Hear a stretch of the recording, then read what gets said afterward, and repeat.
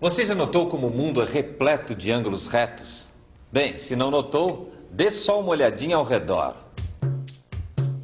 Desde que o ser humano começou a construir casas e teve que erguer paredes ou colocar coisas em pé, sentiu necessidade de que essas coisas estivessem no prumo, ou em outras palavras, que o ângulo estivesse reto.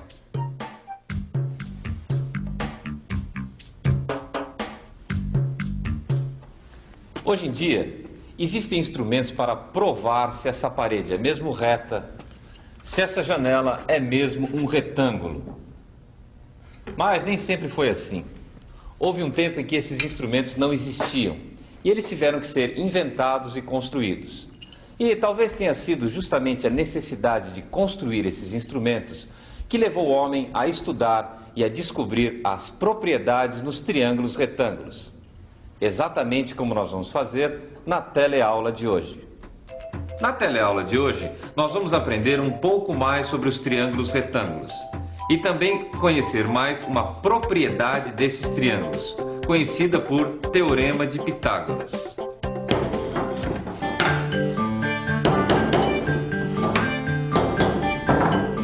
Olha só, Zeca, ficou um triângulo retângulo perfeito. Triângulo retângulo? Por quê? Você não sabe o que é um triângulo retângulo? Pra falar a verdade, seu Joaquim, eu não sei muito bem o que é não. Quer dizer, eu sei o que é um triângulo e também sei o que é um retângulo. Mas um triângulo retângulo não é demais, não? E por que esse triângulo é um triângulo retângulo? Fácil, olha só. É muito fácil identificar um triângulo retângulo. É todo triângulo que tem um ângulo reto, ou seja, um ângulo de 90 graus.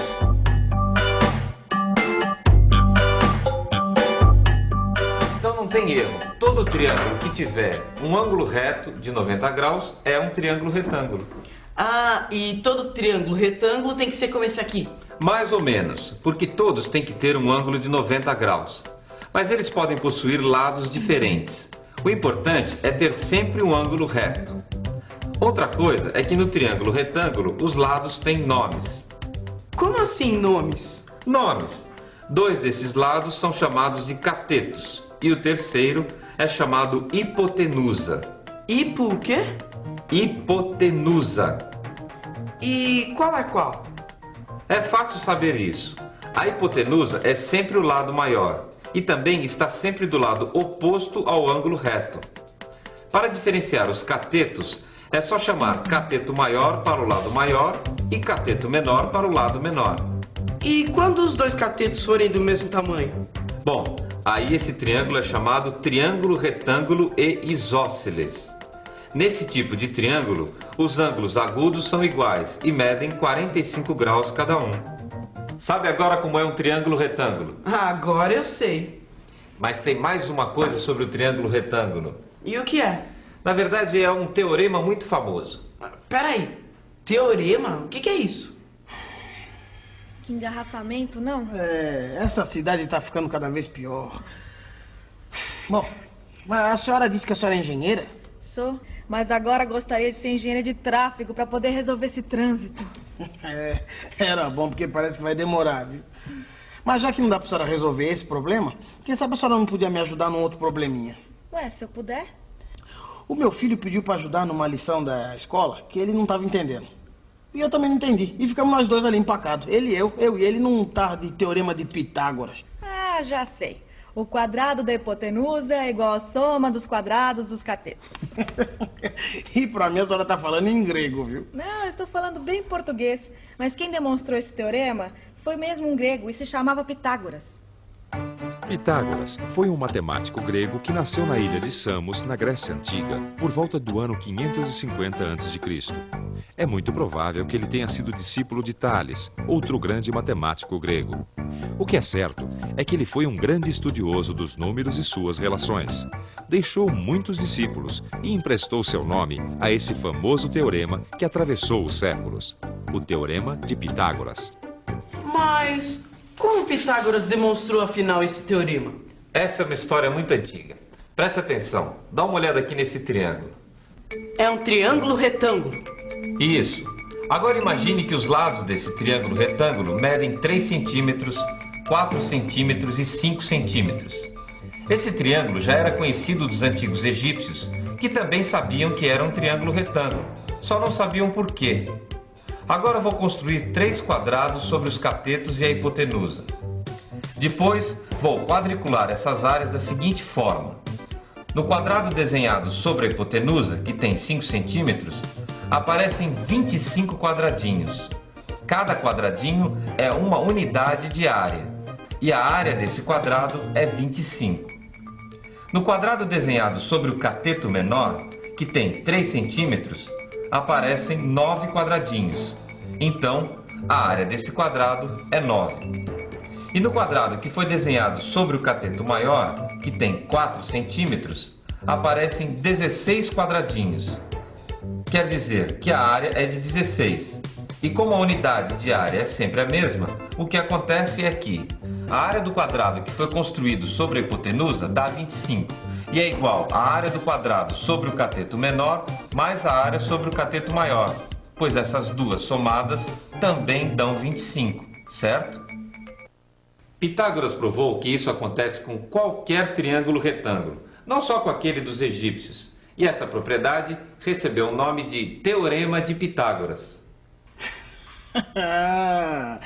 Então quer dizer que a área do quadrado da hipotenusa é igual à área do quadrado dos catetos somados. Isso mesmo.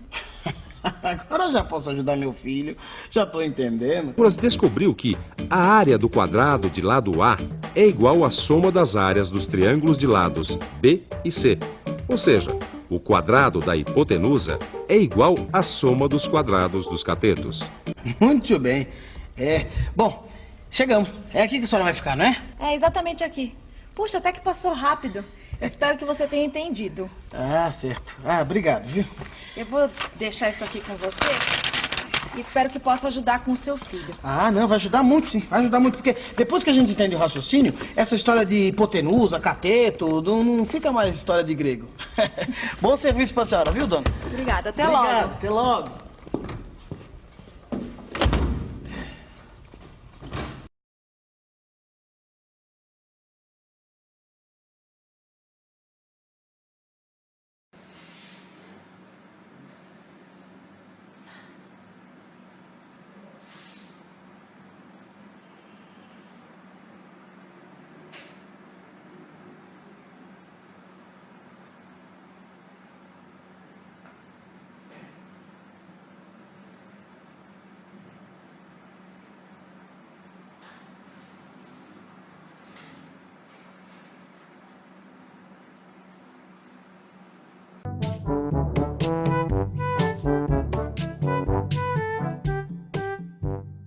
O Teorema de Pitágoras pode parecer bem complicado, mas você pode entendê-lo melhor com a ajuda de cartolinas e outros materiais bem simples de arranjar. Você vai precisar de 3 cartolinas de cores diferentes, lápis, papel sulfite, tesoura sem ponta e uma régua. Primeiro, vamos recortar 3 quadrados diferentes. Use a régua para medir 15 centímetros de cada lado e depois recorte. Em outra cartolina, faça um quadrado de 12 centímetros de lado. E na última, recorte um quadrado em que cada lado meça 9 centímetros. Agora, coloque os quadrados em cima da folha sulfite dessa maneira.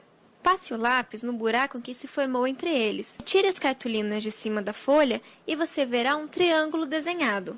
O maior lado, como vimos, é a hipotenusa. Os 2 outros lados se chamam catetos. Entre os catetos se forma um ângulo de 90 graus. Note que a hipotenusa tem o mesmo comprimento do lado do quadrado maior, e os catetos equivalem cada um ao lado de um dos quadrados menores. Agora, nós vamos cortar os quadrados menores em pequenos quadradinhos de 3 centímetros cada. Use a régua para isso. Quando tiver cortado todos os quadradinhos, cole cada um deles em cima do quadrado maior.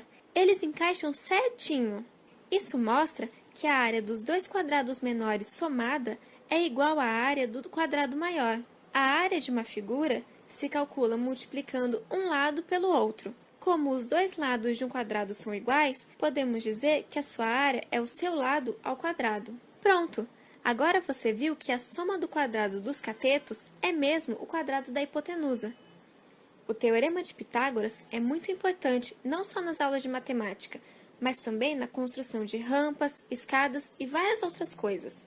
Então esse é o teorema de Pitágoras. Exatamente, essa é a fórmula. Olha só, quadrado da hipotenusa é igual à soma dos quadrados dos catetos. E como eu posso usar essa fórmula? Bom, você quer saber como é que você pode aplicar essa fórmula num problema? É. Lembra aquele primeiro retângulo que a gente viu anteriormente? Qual? Aquele que tinha os lados de 3, 4 e 5 centímetros? Exatamente, tá aqui. esse daí. Então, agora aplique o teorema nele. Deixa eu pensar um pouco. Vamos pensar um pouco. Como o lado de 5 centímetros é o maior, logo ele é a hipotenusa e os outros dois lados são os catetos. Então, 5 ao quadrado é igual a 3 ao quadrado mais 4 ao quadrado. 5 ao quadrado dá 25. 3 ao quadrado dá 9. E 4 ao quadrado dá 16. Como 9 mais 16 é 25, então está demonstrado. O quadrado da hipotenusa é igual à soma dos quadrados dos catetos. Eu acho que agora eu entendi como se aplica. Entendeu mesmo? Então tenta com esses números aqui, ó. Um triângulo retângulo com 7,5 centímetros, 10 centímetros e 12,5 centímetros de lados. Isso. Eu acho que eu vou precisar de uma calculadora. Bom, o lado de 12,5 centímetros é o maior, então é a hipotenusa. Os outros dois valores são os catetos. Aí é só calcular. 12,5 ao quadrado dá 156,25. 7,5 ao quadrado dá 56,25. E 10 ao quadrado dá 100. Aí é só somar 56,25 mais 100. E pronto! 156,25. Deu certo, seu Joaquim. Depois que a gente aprende a fórmula, é fácil aplicar. E ela vale para qualquer triângulo retângulo. Parecia complicado, mas agora eu já estou por dentro desse teorema. Pois agora é que é a hora boa de se fazer uma revisão. E atenção, se liga aí que é a hora da revisão. Na teleaula de hoje, você aprendeu algumas propriedades dos triângulos retângulos. Você viu também que nos triângulos retângulos, os lados recebem nomes especiais. O lado maior se chama hipotenusa. E os outros dois lados são chamados de catetos. Quando tem diferentes medidas, são chamados de cateto maior e cateto menor. Você também conheceu Pitágoras, um célebre matemático da antiga Grécia, e a importante propriedade dos triângulos retângulos, que ficou conhecida como Teorema de Pitágoras. Você viu que desde os tempos antigos, o homem vem usando a cabeça para resolver problemas. Na próxima aula, você vai ver para que serve esse teorema, vendo algumas de suas aplicações na vida prática. Então, aos livros, moçada!